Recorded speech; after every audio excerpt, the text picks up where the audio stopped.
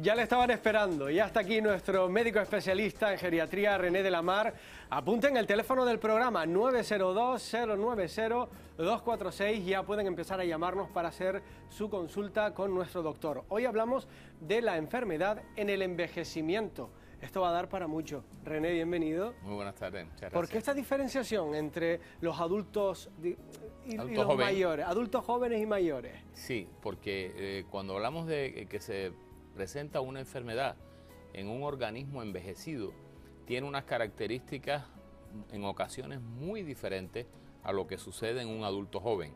No se manifiesta igual, por poner un ejemplo cotidiano, una infección urinaria en una persona de 80 años que puede debutar sin síntomas urinarios, sino con un cuadro confusional de confusión mental o con caídas, cuando en un adulto joven pues simplemente tiene un cuadro clínico de ardor al orinar, orina turbia. Es verdad. Una cosa mucho más clara. Qué buen ejemplo, es que es verdad. Entonces, en geriatría, y esto es un mensaje muy importante para la población, muchas veces las cosas no son lo que parecen. Y debemos evitar ese estigma que hay sobre las personas mayores, de que muchas veces se le achaca al proceso de envejecimiento síntomas precoces o prematuros de una enfermedad determinada. Por ejemplo, enlentecimiento a la marcha, que puede ser el principio de una enfermedad de Parkinson o un parkinsonismo inducido por fármacos y no tiene nada que ver con el proceso de envejecer. Por lo tanto, hacer la disquisición entre lo que es enfermedad y envejecimiento normal es de una importancia extraordinaria, y a veces en el día a día vemos muchísimos casos donde se le achacan, incluso a veces la propia persona dice, no, esto es de la edad. Y no es de la edad, sino es una sintomatología inicial de una enfermedad determinada. Por eso es tan importante que la población sepa estos elementos diferenciadores, ¿no?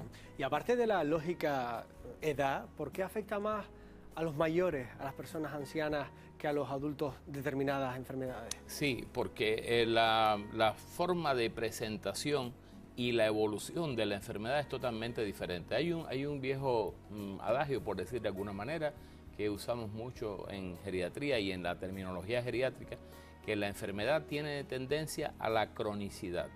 Una enfermedad llega de una forma determinada y en ocasiones no es una cosa que se soluciona y se cura, sino que tiene tendencia a hacerse crónico, produce discapacidad, produce pérdida de función, y todo esto redunda en un cambio importantísimo de la calidad de vida con respecto al nivel previo que la persona tenía. Claro. Ejemplo clásico, las caídas, Sí. que ya hemos hablado de las caídas. Ejemplo clásico, una infección respiratoria, una simple gripe, que por ejemplo puede descompensar una insuficiencia cardíaca que no tenía nada que ver con el cuadro respiratorio inicial.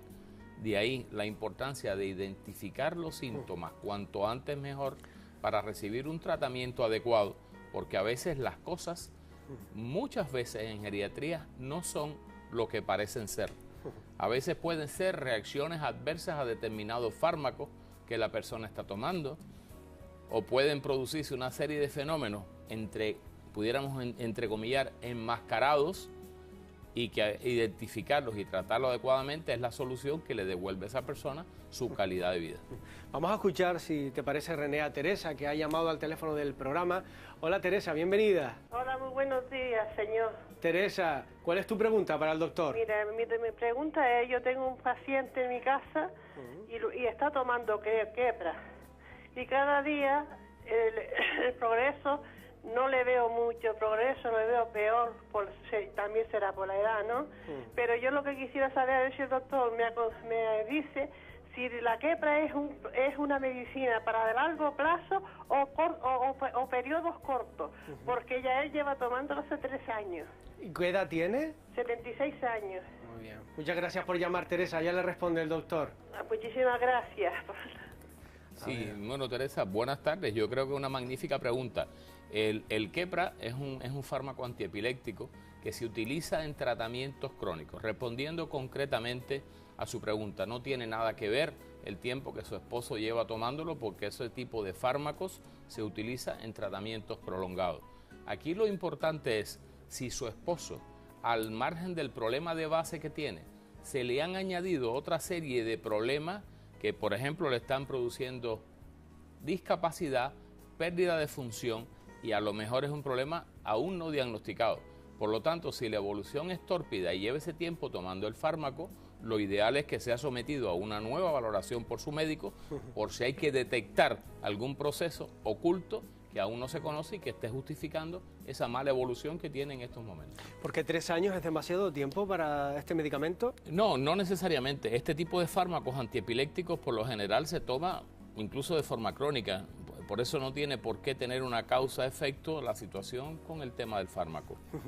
¿Cómo detectar una enfermedad entre las personas mayores? Ahora, bueno, tenemos otra llamada. Antes de responder a esta pregunta vamos a escuchar a Lucía, que ha marcado el teléfono del programa. Hola, Lucía. Sí.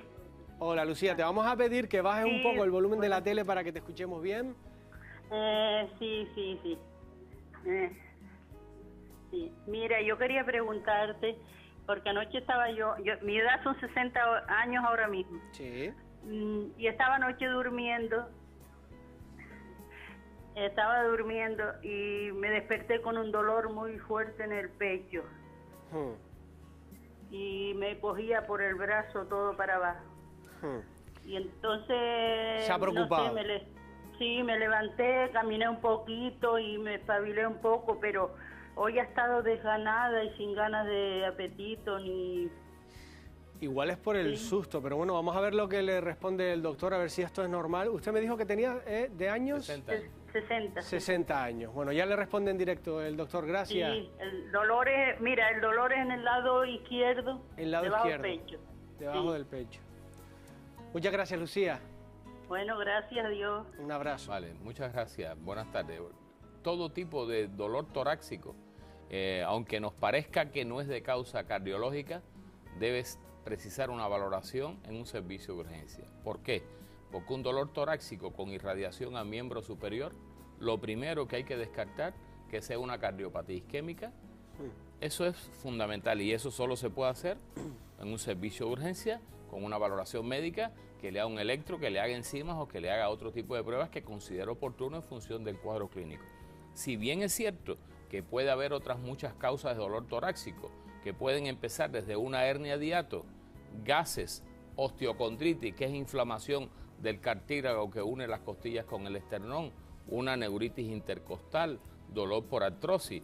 O sea, un dolor torácico puede tener innumerables causas. Puede ser cualquier cosa, claro. Pero si es de reciente comienzo y con irradiación a miembro superior, lo ideal es que la valoren en urgencia y que tenga una aproximación diagnóstica para saber qué hacer y usted esté tranquilo. Pues que Lucía vaya al ambulatorio, al centro de salud más cercano y que pregunte, por lo menos que le haga una exploración, porque puede ser. Decía la pregunta, doctor, ¿cómo detectar estas enfermedades en las personas mayores? Sí, yo creo que una forma práctica y útil, y es un mensaje que debemos transmitir de cómo detectar enfermedades en las personas mayores, es los cambios.